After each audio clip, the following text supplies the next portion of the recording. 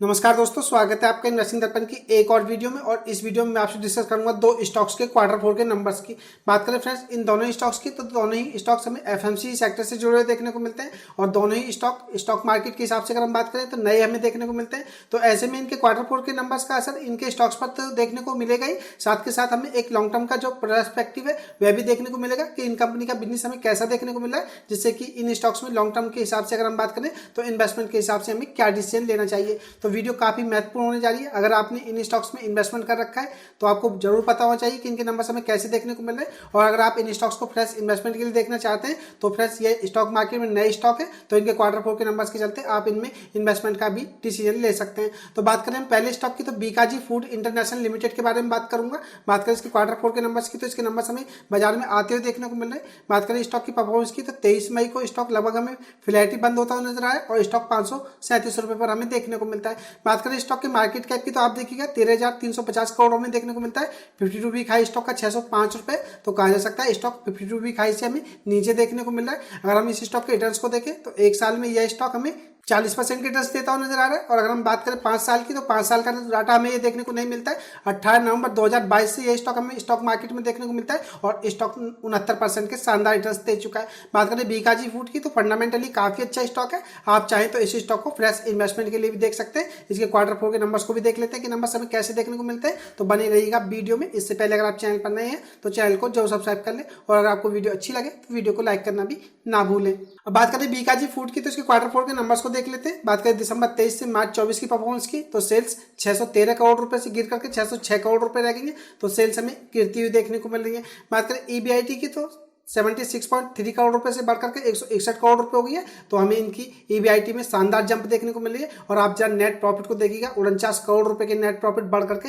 116 करोड़ रुपए हो गए, तो नेट प्रॉफिट में हमें इनके धमाकेदार जंप देखने को मिल रही है। या कहा जाए तो नेट प्रॉफिट हमें डबल से ज्यादा होते हुए देखने को मिल रहे हैं, जिससे कि कहा जा सकता है कि कंपनी की परफॉर्मेंस क्वार्टर बेसिस के हिसाब से हमें धमाकेदार देखने को मिल रही है। बात करें ईपीएस की, तो 1 रुपए 96 पैसे से बढ़कर के 4 रुपए 64 पैसे हमें देखने को मिल रहा है, तो ईपीएस में भी हमें शानदार जंप देखने को मिल रही है। और आप friends year on year basis हिसाब से देखिएगा, सेल्स में 32% की जंप देखने को मिल रही है, ईबीआईटी में 176% की जंप देखने को मिल रही है। नेट प्रॉफिट की बात करें तो 216% की जंप है और ईपीएस में भी हमें 216% की जंप देखने को मिल रही है। तो बात करें बीकाजी फूड की, तो नंबर्स हमें काफी धमाकेदार देखने को मिल रहे हैं, क्वार्टर बेसिस के हिसाब से भी, ईयर ऑन ईयर बेसिस के हिसाब से भी। बात करें कंपनी की, तो फंडामेंटली काफी अच्छा स्टॉक है। और जैसा कि मैं आपको बता चुका हूं, स्टॉक 22 नवंबर 2022 से हमें देखने को मिलता है, तो स्टॉक मार्केट के हिसाब से भी नया है और 69% के यह स्टॉक हमें रिटर्न भी देता हुआ नजर आ रहा है। तो ऐसे में फ्रेंड्स इस स्टॉक में इन्वेस्टमेंट का आपके पास एक शानदार मौका हो सकता है। स्टॉक 52 वीक हाई से भी हमें नीचे देखने को मिल रहा है और नंबर्स इसके हमें धमाकेदार देखने को मिल रहे हैं। तो ऐसे में फ्रेंड्स अगर आप इस स्टॉक को लॉन्ग टर्म के लिए देखते हैं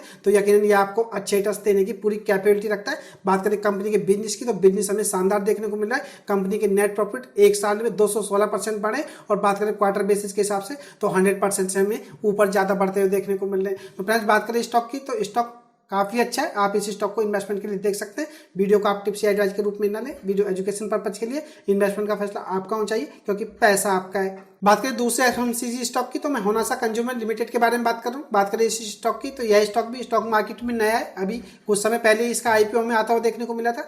बात करें स्टॉक की परफॉर्मेंस की, तो बीते दिन 23 मई को 1.76% की स्टॉक में गिरावट देखने को मिली है और स्टॉक 418 रुपए 90 पैसे पर हमें बंद होता हुआ देखने को मिला है। बात करें स्टॉक के मार्केट कैप की, तो 13,580 करोड़ हमें देखने को मिलता है। 52 वीक हाई स्टॉक का 511 रुपए, तो कहा जा सकता है स्टॉक लगभग 100 रुपए हमें अपने 52 वीक हाई से नीचे देखने को मिल रहा है। तो ऐसे में आप इस स्टॉक पर भी नजर रख सकते हैं। बात करें स्टॉक की परफॉर्मेंस की, तो एक साल की रिटर्न को अगर हम देखें तो 24% के देखने को मिलते हैं। बात करें स्टॉक के 5 साल के रिटर्न की, तो 5 साल के रिटर्न तो नहीं देखने को मिलते हैं। फ्रेंड्स बात करें स्टॉक की, तो 5 साल पुराना स्टॉक नहीं है, 10 नवंबर 2023 से हमें ये स्टॉक देखने को मिलता है, तो यह स्टॉक 31% के रिटर्न हमें इस टाइम ड्यूरेशन में देता हुआ नजर आ रहा है। बात करें होनासा कंज्यूमर की, तो यह स्टॉक भी फंडामेंटली काफी अच्छा है, लेकिन बात करें इसके क्वार्टर फोर के नंबर्स की, तो नंबर्स को देख लेते हैं जिससे कि हमें पता चल सके कि इस स्टॉक में आगे का मोमेंटम हमें कैसा देखने को मिल सकता है। बात करें होनासा कंज्यूमर की, तो इसके क्वार्टर फोर के नंबर्स को देख लेते हैं कि आखिर हमें कैसे देखने को मिल रहे हैं। बात करें दिसंबर 23 से मार्च 24 की, तो सेल्स 451 करोड़ रुपए से गिर करके 427 करोड़ रुपए रह गई है, तो सेल्स हमें इनकी गिरती हुई देखने को मिल रही है।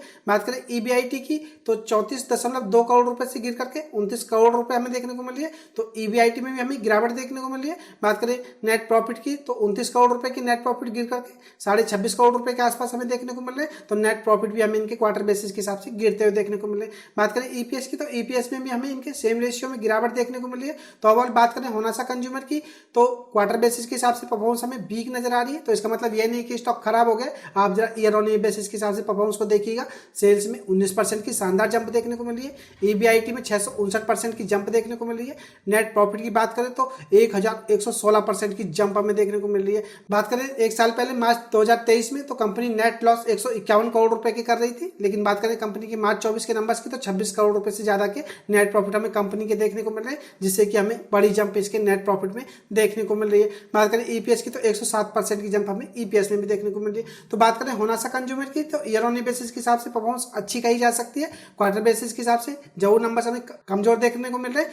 तो फ्रेंड्स ऐसे में अगर आपको इस स्टॉक में गिरावट देखने को मिले तो एक साथ खरीदारी करने से बचे। इस स्टॉक में आप थोड़ी थोड़ी खरीदारी करते रहें और लॉन्ग टर्म के लिए होल्ड करें। बात करें होनासा कंज्यूमर की तो एक शानदार स्टॉक है, लॉन्ग टर्म में ये आपको अच्छे रिटर्न्स देने की पूरी कैपेबिलिटी रखता है। तो यह थी खास अपडेट 2 एफएमसीजी सेक्टर के क्वार्टर 4 के नंबर्स के बारे में। बीकाजी फूड की अगर हम बात करें तो धमाकेदार परफॉर्मेंस हमें देखने को मिली। बात करें होनासा कंज्यूमर की तो क्वार्टर बेसिस के हिसाब से जरूर नंबर्स हमें कमजोर देखने को मिले, लेकिन ईयर ऑन ईयर बेसिस के हिसाब से परफॉर्मेंस अच्छी कही जा सकती है। तो एक खास अपडेट की वीडियो आपको कैसी लगी और इन दोनों ही एफएमसीजी स्टॉक को लेकर के आपकी क्या राय, लॉन्ग टर्म के पॉइंट ऑफ व्यू से आपको ये स्टॉक कैसे लगते हैं, मुझे कमेंट करके बताना ना भूलें। मैं मिलूंगा आपसे नई वीडियो में, तब तक के लिए नमस्कार।